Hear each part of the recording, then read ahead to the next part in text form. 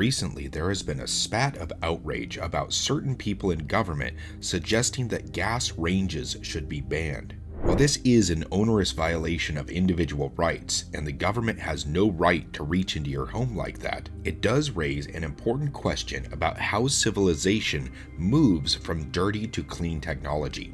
Because that is the rationale behind the proposal. They are saying that gas ranges contribute to global warming and dirty indoor air. While it is my right to have dirty indoor air if I deem the trade-off for evenly cooked eggs acceptable, let's just accept the premise for a moment that they are both right about air quality and they have the right to ban such things inside your home. Is that even how nations upgrade from inefficient to efficient technology? This is actually a trick question, because in many ways, clean technology simply moves the pollution from a visible zone to a less obvious area. For example, the power to cook your food needs to come from somewhere, just like the power for your electric car needs to come from somewhere.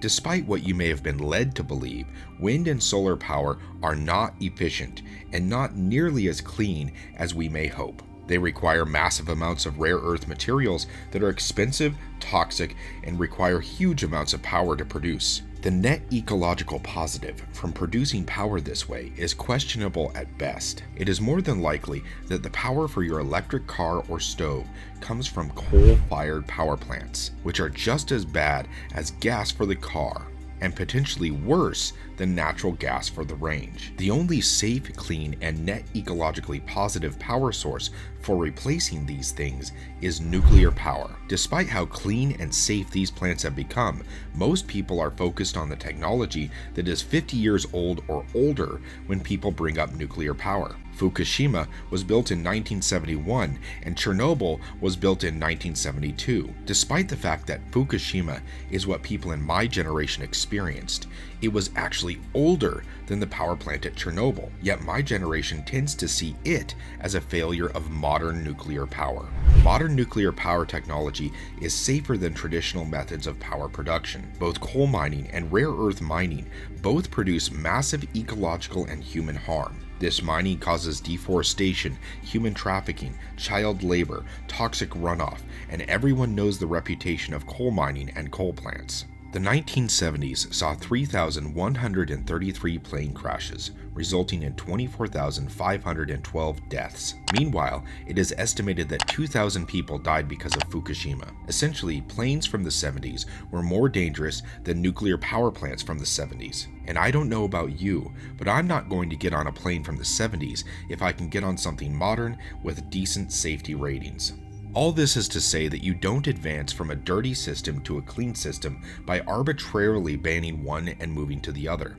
That isn't how civilization advances. Generally speaking, production with fewer waste products is more efficient, and efficient is cheaper. If you protect individual rights from externalities, such as companies dumping toxic sludge into a river, which conflicts with everyone's water rights and the right to be free from assault in the form of intentional exposure to harmful chemicals, and the economy is growing, technology will develop and become more efficient.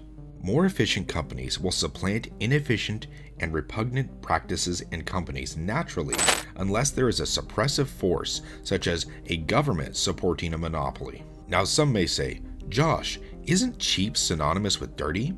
And I would respond, that is only true sometimes, and generally there are subsidies and other factors causing that, which might surprise you. There are restrictive policies and government subsidies all over the economy, supporting this, suppressing that, and the result in some things that should be relatively expensive end up appearing inexpensive, but they generally aren't, because you're paying for it through taxes and decreased economic activity.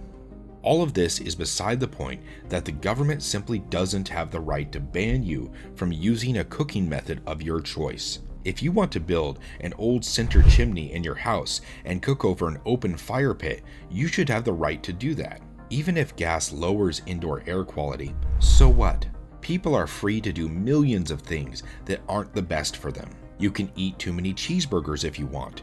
You can choose not to exercise. You can smoke in your own home. A slight improvement in air quality is not a reason for regulation. Even if you aren't a conservative or libertarian, most people would agree that edges into authoritarian territory. The reason the cooking range has become such a meme lately is because of the absolute absurdity of the whole situation. The silliness of criticizing gas ranges and proposing a ban when eggs have doubled in price and people are worried about inflation to the point of wondering if they can feed their kids next year is palpable. What is amazing is after the ban was proposed, liberal news sources immediately jumped on it, trying to obfuscate with claims that it wasn't what they really meant or wanted. But it doesn't matter if they meant it. They said it. And when a leftist talks about more government, more regulation, and more control over individual lives, they aren't joking. They want it deeply. The new sarcastic line has become, "Are gas ranges really going to be a conservative talking point?" And the obvious answer is, yes, Karen, because you made it an issue by bringing it up in the first place.